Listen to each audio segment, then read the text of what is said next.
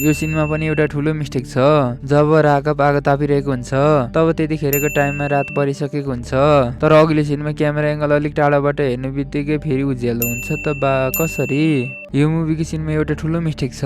जब कान्छाले आलमलाई धकेलेर आलमको निधारमा चोट लागेको हुन्छ, तर यो सिनमा मात्र। तर अघिल्लो सिनमा भित्रबाट बाहिर आउनु बित्तिकै निधारमा भएको चोट अचानक गायब हुन्छ त बा आखिर कसरी? यो सिनमा एउटा खतरनाक मिस्टेक छ। जब राघव फाइट परिरहेको हुन्छ तब त्यतिखेरसम्म सबै कुराहरू नर्मल हुन्छ, तर राघवले भिलेनले यसरी कुट्छ कि अरे बाफ्रे। राघवले एक पञ्च हान्दा भिलेन यसरी हावामा उडिरहेको छ कि मानव कि हावामा कोही उड्ने प्र्याक्टिस गरिरहेको छ जस्तो। मान्छेले पञ्च हान्दा पनि मान्छे भुइँमा सर्छ होला, तर यहाँ हेर्नुहोस् त मान्छे पुरै हावामा उडिरहेको छ। यो मुभीको सिनमा जब कान्छाले भिलेनको टाउको ट्रेनमा काटिदिएको हुन्छ, भिलेनको घाँटीबाट रगत उम्लिरहेको हुन्छ, तर एकछिन पक्नुहोस् त, तर अचम्म लाग्दो ट्विस्ट अर्कै छ।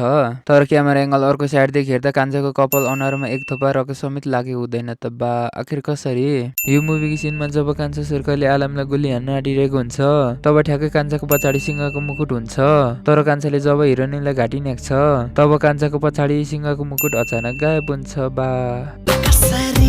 यो मुभीको सिनमा जब मुस्लिम गुन्डाहरूको नायिकाले कान्छालाई बोलाउँछ तब कान्छासँग हातमा केही पनि हुँदैन, तर ट्विस्ट अर्कै छ। तर जब गुन्डाहरूको नायिकालाई माने बेलामा त एक्कासी तरबार देखिन्छ त बा आखिर कसरी? होइन यो तरबार एक्कासी कहाँदेखि आयो?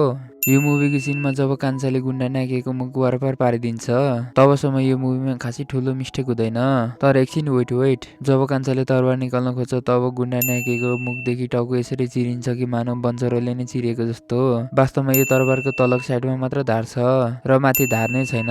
होइन आखिर कसरी माथि तान्दा चाहिँ दाउरा चिरिएको जस्तो चिरियो त? यो मुभीको सिनमा सबै कुराहरू नर्मल छ, तर जब आलमले आफ्नो कारबाट खुट्टा बाहिर भुइँमा राख्छ तब खुट्टा राख्नु बित्तिकै यति धेरै धुलो कसरी र कहाँदेखि आयो? बडो अचम्म छ। यो सिनमा जब राघव भ्यानमा चढ्छ तब राघवको वरिपरि कोही पनि हुँदैन, तर हजुर एकछिन वेट। तर फेरि अघिल्लो सिन देखाउनु बित्तिकै वरिपरि 4 जना मान्छेहरू हुन्छ त बा आखिर कसरी? होइन यी 4 जना मान्छेहरू अचानक कहाँदेखि प्रकट भयो? बडो अचम्म छ। यो मुभीको सिनमा सबभन्दा फनी सिन भनेको चाहिँ यही होला, जब यो सिनमा कान्छाले आलम अन्सारीले एक सुट हान्दै हेर्नुहोस् त पुरै मान्छे हावामा उडिरहेको छ, मानव कि चराको पखेटा मान्छेलाई नै टाँसिदिएको जस्तो। मान्छेले लात्तीले हान्दा पनि मान्छे भुइँ सहनु पर्ने हो, तर यहाँ हेर्नुहोस् त होइन यहाँ एक सुट हान्दा पुरै भुइँमा नभएर हावामा उडिरहेको छ।